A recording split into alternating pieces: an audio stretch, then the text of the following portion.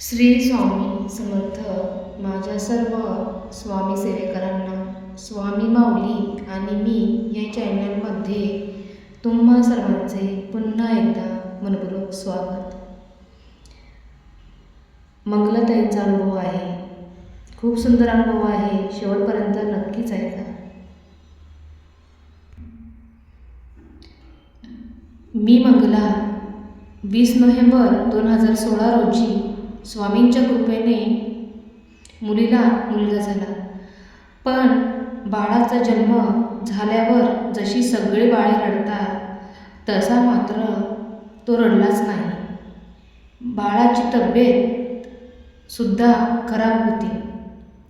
साधारणपणे मुलाचे वजन 2.5 किलोच्या वर असावे असे म्हणतात, पण आमच्या या मुलाचे वजन 1.5 किलोपेक्षा देखील कमी होते. बाळावर तातडीने वैद्यकीय उपचार देखील लवकर झाले नाहीत. बाळाची परिस्थिती खालावत होती आणि त्यात डॉक्टरांनी हात झटकले. डॉक्टरांनी आम्हाला बाळाला घरी घेऊन जायला सांगितले आणि परिस्थिती आमच्या हातात राहिली नाही असे डायरेक्ट सांगून टाकले. मुलीला मुलगा झाला म्हणून आम्ही किती खुश होतो, पण आमच्या सुखाचे अवघ्या काही तासात दुःखात रूपांतर झाले होते. आमच्या आशा मावळत होत्या. माझी दुसरी मुलगी नाशिकला राहायला आहे. तिला जेव्हा बाळाविषयी कळले तेव्हा ती स्वामींच्या समोर बसून तिने कालभैरव अष्टक 108 वेळा म्हणून स्वामींना प्रार्थना केली की स्वामी काहीही करा, पण माझ्या बहिणीच्या या मुलावर तुमची कृपा करा आणि आमच्या ह्या लहानग्याला या कष्टांमधून सोडवा, या संकटातून बाहेर काढा. नाशिकला ती साधारण 9:30च्या आसपास स्वामींच्या पुढे बसली असेल आणि तिकडे त्याच सुमारास बाळाची हालचाल झाली. आमच्या संपलेल्या आशांना पालवी फुटली. एका दवाखान्यात हलवले आणि त्याला ॲडमिट केले. बाळाच्या तब्येतीमध्ये हळूहळू सुधारणा व्हायला सुरुवात झाली. बाळाच्या तब्येतीमध्ये सुधारणा होऊ लागल्या होत्या, पण तरीही डॉक्टर म्हणाले की बाळाला अपंगत्व येऊ शकते. बाळाला दवाखान्यात साधारणपणे 15 ते 20 दिवस ठेवले होते. तरीही बाळात जागी सुधारणा होत नव्हती.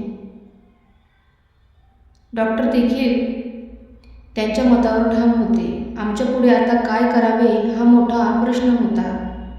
शेवटचा उपाय म्हणून आम्ही सरळ स्वामींवर विषय संपवायचे ठरवले आणि दिंडोरी गाठली.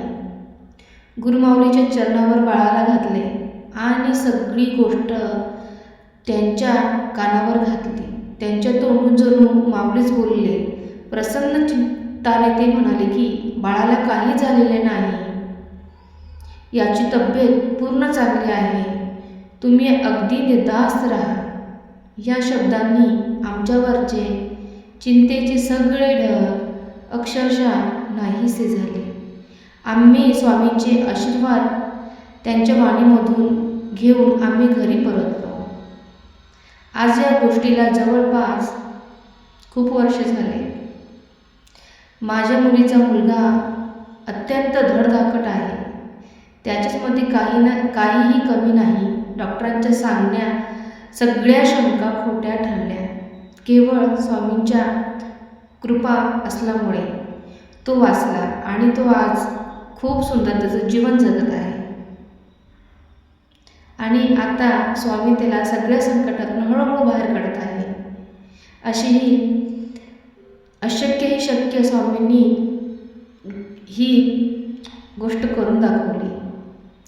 जेव्हा आपण संकटामध्ये पडतो तेव्हा कोणीच नाही, फक्त आणि फक्त आपले स्वामीच आपल्याला या संकटातून बाहेर काढतात. फक्त विश्वास महत्त्वाचा आहे. जिथे सर्व संपते तिथून स्वामींचा खरा खेळ चालू होतो. असे हे स्वामींचे अनुभव तुम्हाला ऐकायचे जर असेल तर नक्की चॅनेलला सबस्क्राईब करून ठेवा, शेअर करा, लाईक करा आणि कमेंट करा. सर्वांना श्री स्वामी समर्थ.